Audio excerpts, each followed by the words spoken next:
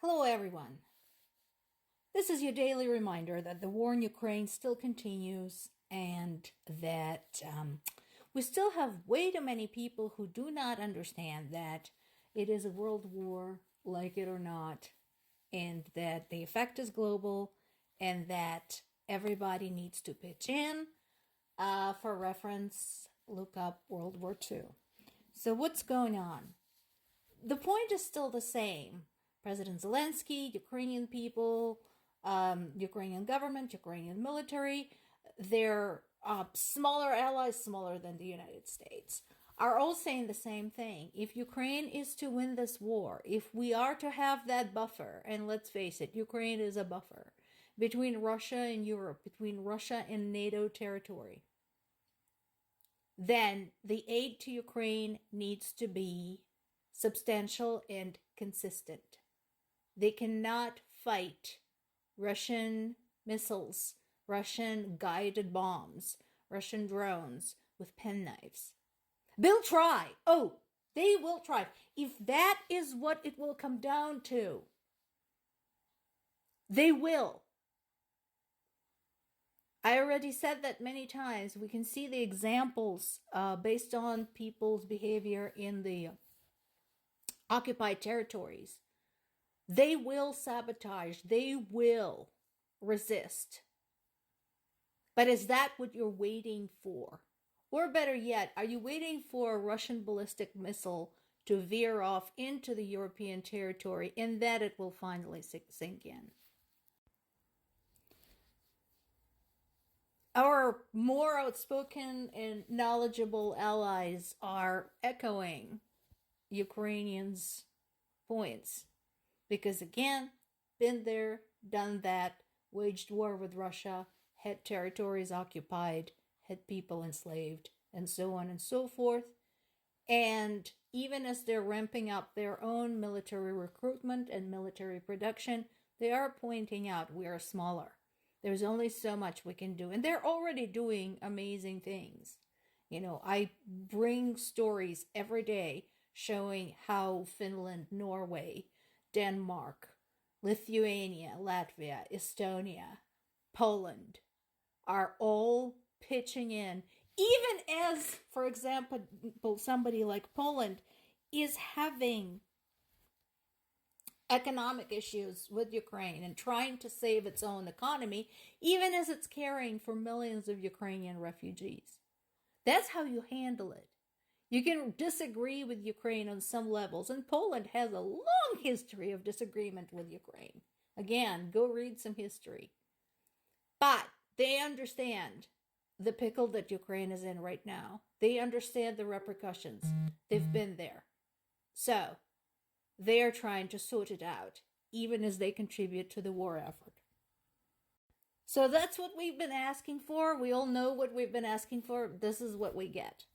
So, U.S. restricted trade with 11 entities from Russia, China, and the United Arab Emirates. And not for being involved in the war in Ukraine.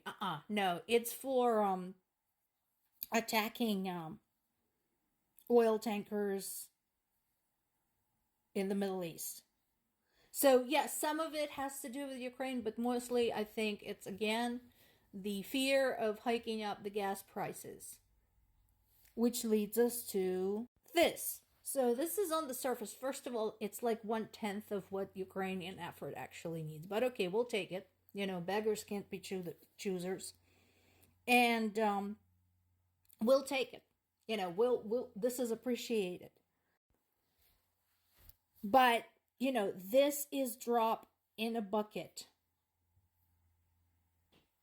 Again, I'd like to remind everybody who keeps saying that, oh, Ukraine is endangering our economy. America spent 7 times as much per year in all of the years, and it was many years, on the war in Iraq, where they even didn't have any place being. They spent 2.5 times as much per year on the war in Afghanistan that lasted 20 years. So don't tell me that Ukraine is compromising American economy. And again, if you think that ending support for Ukraine is going to put money in your pocket, no, it's not. Because I guarantee you, if Ukraine falls, all the extra cash and some of the cash from other programs is going to go to military-industrial complex. Because Russia is going to be much more up close and personal and having gotten away with invading a country. So they will be bolder. So we can support Ukraine now, or we can face the consequences later. And you're not going to like the consequences. Meanwhile, this gentleman here, Secretary of Defense Lloyd Austin, told Ukraine once again not to target Russia's oil refineries because he is afraid it might hike up prices of gas. And he said Ukraine would be better served targeting valid military targets. First of all, Russia's oil refineries are feeding Russian tanks, Russian cars, Russian armored vehicles, Russian planes.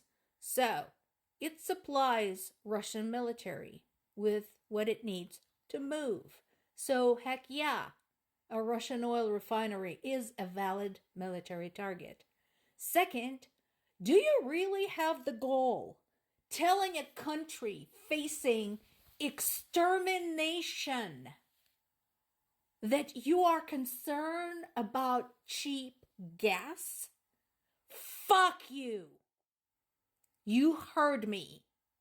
Fuck you. Some good news for a change. Ukraine can't claim credit for this, but you know what? When Russia crashes its own equipment, we have absolutely no problem with that.